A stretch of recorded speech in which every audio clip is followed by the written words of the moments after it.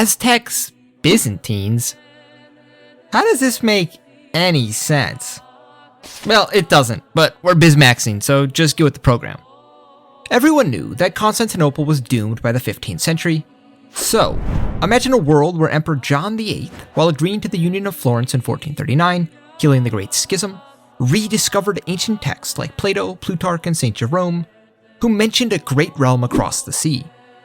Convinced this was a divine sign, he sent a secret expedition which discovered the New World, so began planning Rome's exodus.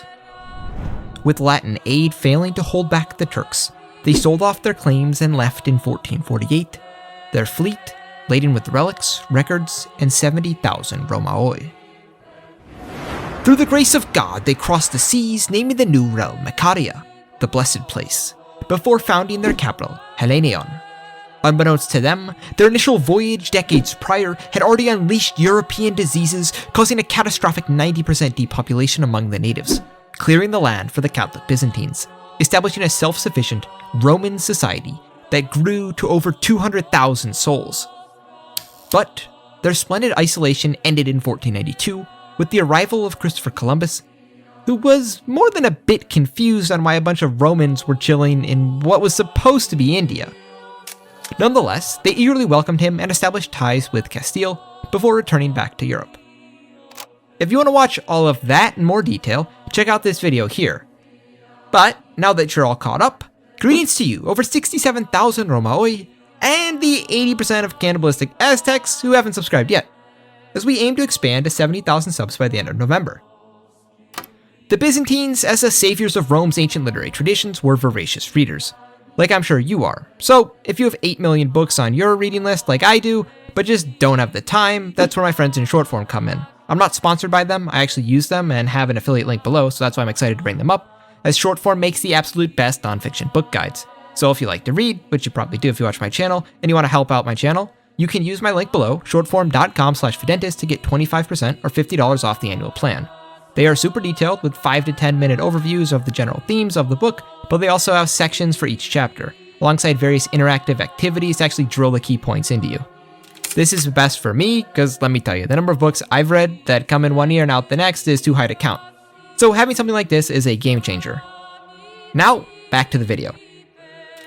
The arrival of Western Christians brought relief, yet deeply lingering wounds from the Fourth Crusade made some view the newcomers as threats, not allies. For Emperor Michael X and his court, political necessities overrode these reservations. The Palaeologos easily stomached the Castilian alliance, despite their distaste for Aragon due to past conquests in Greece. Queen Isabella I and King Ferdinand II were seen as honorable partners. Their expulsion of the Saracen plague from Iberia was particularly elating to the Romans. Columbus's return spurred the Catholic monarchs to hold a great votive mass upon hearing the heavenly news. Rome lives on! This emboldened them in their mission to spread the faith, seeing the native populations as souls to save, and an established Christian presence as an invaluable support for their grand evangelical design. When Columbus returned to Macaria in 1493, he brought with him a number of Western clerics who, with no experience of the East, immediately found issues with the Byzantine Church. While the Romans proudly upheld the Union of Florence, accepting papal authority, the Filioque, and more, they still clung to their apostolic traditions. Divine liturgies held in Greek, not Mass in Latin, married priests, leavened Eucharistic bread, all of which were explicitly allowed at Florence. However, to the Spaniards, these practices were objectionable, as the Union had essentially died in Europe with Constantinople's fall, when the Ottoman-appointed Patriarch of Constantinople took back their sacred vows at Florence. Ergo, they found fault with these ancient traditions, publicly lambasting them, sowing turmoil before a mob attacked the Latin priests, who barricaded themselves in their lodgings. Michael quickly sent soldiers to break up the mob and sent the priests back to their boats, before informing the Spanish diplomats that they no longer wanted Latin clerics until they atoned for their blasphemous actions. While political and economic dealings continued, the priests were sent back to Europe with Byzantine clerics too, and diplomats to settle the matter before anyone acted rashly, as interactions between the Latins and Romans typically went if you read history. Upon their return to Europe, Pope Alexander VI resolved the issue with the papal bull, reaffirming the Byzantine Church full validity, upholding the Union of Florence, restoring relations between the Catholic monarchs and the Basileus. For the Supreme Pontiff, recognizing the Patriarch of Hellenion was beneficial, as it stripped legitimacy from the schismatic patriarch under the Turkish yoke, effectively invalidating the entire Greek Orthodox Church. So that's a dub for the Catholics. With church matters clarified, they turned to politics, as the Treaty of Tordesillas, sanctioned by the Holy See, was signed in 1494 between Spain, who received all of southern Macaria, Portugal, who received Africa and most of Asia, and Byzantium, who received all of northern Macaria. The Romans were careful to exploit the growing rivalry between Spain and Portugal, negotiating trade pacts to acquire cutting-edge technologies like printing presses, modern weapons, better ships, and more, without getting too closely aligned to either side. The diplomatic success at Tordesillas emboldened the already growing shift in Byzantine society away from their old siege mentality to the new reality. In this vast, essentially empty land, they held all the power, while God himself seemingly wanted them to spread the Gospels. Hellenion remained their base, but scouting parties had explored the northern mainland for years, gathering reports as attention shifted to the peninsula of Constantine. Scouts described the region as perfect for conquest. The great Maya city-states, once bustling, now stood half empty. Rulers fought as crops failed and alliances broke. To the Romans, it seemed as if God had cleared the way for his chosen people. The spark that launched the full invasion came from a horrifying event at sea. A Byzantine merchant cog ran aground during a fierce storm. The men who washed ashore were quickly seized by warriors from a nearby Maya kingdom. What happened next shocked every Roman who heard the tale. The captives were dragged to blood-soaked pyramids and sacrificed in a pagan ritual, and parts of their bodies were eaten by the priests and nobles. A few sailors slipped away in the confusion, hiding in the jungle for weeks before stealing a canoe and paddling back to Roman lands with the grim news. Word of Christian brothers butchered and devoured by heathens spread like wildfire through the capital as demands for justice rang out. When the Basileus heard the reports in his throne room, he declared the attack a direct challenge from Satan himself, a strike against the holy empire God had planted in the West. Priests quoted scriptures from the Old Testament, such as Deuteronomy 7 verses 1 through 2. When the Lord your God brings you into the land that you are about to enter and occupy, and he clears away many nations before you, and when the Lord your God gives them over to you, and you defeat them, then you must utterly destroy them, make no covenant with them, and show them no mercy. Soon enough, the imperial army loaded ships with the latest Spanish guns, heavy cannons, and companies of crossbowmen, landing on the Constantinian beaches, ready to crush the pagans and claim the lands for the cross. The fighting proved short and one-sided. Byzantine cannon smashed through the wooden palisades and stone walls that had held against local rivals for generations. Disciplined ranks of armored infantry cut down warriors armed with obsidian clubs and cotton padding. Cities that resisted were burned, their leaders hanged from the very pyramids where they had offered human hearts. Those that surrendered kept their lives and a measure of local rule under Roman oversight. Once they had conquered enough territory to become a major player in Mayan politics, they used an old Roman trick, turning one Maya lord against another with promises of trade and protection from enemies. Some rulers, eager to retain their positions, sent word that they would accept baptism and swear loyalty to the Basileus. To seal the new ties, Michael summoned a delegation of Mayan nobles to Hellenion, sailing across the Sea of St. Nicholas. When they stepped ashore, they were amazed at the city they found, surpassing anything that the Mayans had built. Guards in skilled armor led them through the palace gates into the great cathedral, its dome covered in gold leaf, with walls alive with the mosaics of saints and angels. Attending the divine liturgy of St. John Chrysostom, choirs chanted in Greek, incense filled the air, with the Eucharistic sacrifice celebrated.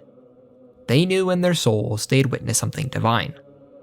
When the envoys returned home, their accounts spread far beyond the courts, with one recalling, "Then we went to Hellenion, where they worshipped their god, and we knew not whether we were in heaven or on earth. For on earth there is no such splendor or such beauty, and we are at a loss for how to describe it.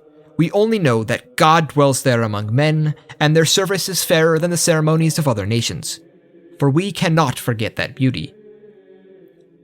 These words tipped the balance for many Mayan lords. Conversions followed, along with fresh oaths of fealty, though the threat of annihilation likely was a main factor. Pagan temples fell one by one, either toppled with crosses or torn down and turned into cathedrals. As the Romans expanded, the huge, empty ruins of the classic Mayan era were gifts from Providence, miles of cut stone, wide plazas, and raised roads ready for use.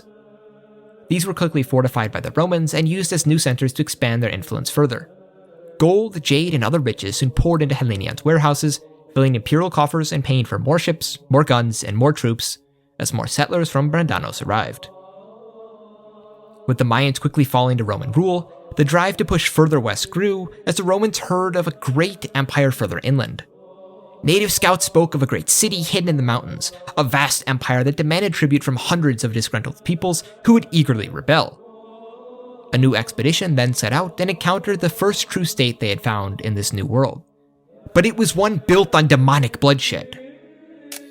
When they saw Tenochtitlan, the Aztec capital, the explorers felt the chill at the smoke rising from the temples, knowing thousands of souls were sacrificed there to Satan. The true trial for the Romaoi had come. When the scouting party returned, Prince Justin, the emperor's second son, took command, ambitious to match the glory of his namesake, Justinian. In 1505, Justin crossed the sea with a host far stronger than any historical Spanish one. Thousands of well-drilled Romans with a divine mission. But as for the towns of these peoples that the Lord your God has given you as an inheritance, you must not let anything that breathes remain alive. You shall annihilate them, just as the Lord your God has commanded, so that they may not teach you to do all the abhorrent things that they do for their gods, and you thus sin against the Lord your God. Deuteronomy 20:16-18. Just like all the other natives, the Aztecs reeled from plagues that the Romans had exacerbated in the mainland since their Mayan forays. Smallpox and measles cut down lords and warriors by the millions, leaving their empire fractured, its subject cities nursing hatred for the barbarism of Tenochtitlan. Justin played on this division, sending envoys to the Tlaxcalans and the Huetzojingo people, promising to release them from the yoke and end the Aztec horrors. Armed with modern weapons, the Byzantines shattered every Aztec force they battled, appointing native governors who accepted Christ and swore fealty to the emperor. Word spread faster than Justin. Cities opened gates to avoid fates of those who resisted, their warriors joining the growing host that swelled with every mile towards Tenochtitlan. When the army crested the eastern ridge and looked down on the lake that the capital was upon, the sight struck awe into the Romans. The island city gleamed with white stone, its three great causeways arrow straight, their markets alive with canoes, the accursed twin pyramids towering above all. One chronicler wrote, "When we saw those great cities and villages built on water, and the other great towns on dry land, and the straight and level causeway leading to the city, we were astounded. These great towns and shrines and buildings rising from the water, all made of stone, seemed like an enchanted vision from the tales of Diogenes Acritas. Indeed, some of our soldiers asked whether or not it was all a dream. It is not surprising, therefore, that I should write in this vein. It was all so wonderful that I do not know how to describe this first glimpse of things never heard or never seen, and never dreamed of before." The Byzantines quickly put the city to siege, pounding the dikes while allied flotillas cut down supply lines. The final assault poured across the southern causeway as Emperor Moctezuma fell and the great temple burned. Justin spared the city's bones, pulling down the bloody devilish temples atop the pyramids, raising a great church in their place, renaming the fallen capital to Nea Babylon after the ancient ziggurats that had once defied God. The former Aztec lands opened up. Roman governors installed in provincial capitals brought order where terror had ruled. As Rome stretched her grip further into Macaria, immense gold flowed to Hellenion. It did not take long before Spain and the rest of Europe heard about the wondrous deeds of the Romans, and many wanted a piece of these newfound riches for themselves. Fearing the French or English stealing what was appointed by the Vicar of Christ, as the Spanish informed them they were planning on doing so, Emperor Michael began sending out explorers. Many of the Roman elites, too, wanted to win glory for the empire, not dissimilar from the Republican age 1500 years ago, sponsoring expeditions where they received mandates and charters, which led to many new colonies springing up, while Justin continued to expand the Babylonian province in search of this elusive city of gold, Chrysopolis. A few years later, the new Basileus, John IX, gathered the elites in the great palace of Hellenion and laid out the new plan. A decree went out that 13 colonies would spring up across the eastern shore of the Atlantic, ships loaded with families from the now somewhat crowded islands, and veterans to protect them from whatever opposition they met, as the Eagle of Rome grew stronger once more. Now, you Byzantophiles should watch this video of a timeline where the Byzantines defeated the Arabs in the 7th century, preventing the Muslim conquest. If you appreciate my work, please subscribe and consider supporting me on Patreon to get ad-free viewing, maps, and more. These videos are only possible thanks to my patrons' generous support. Goodbye.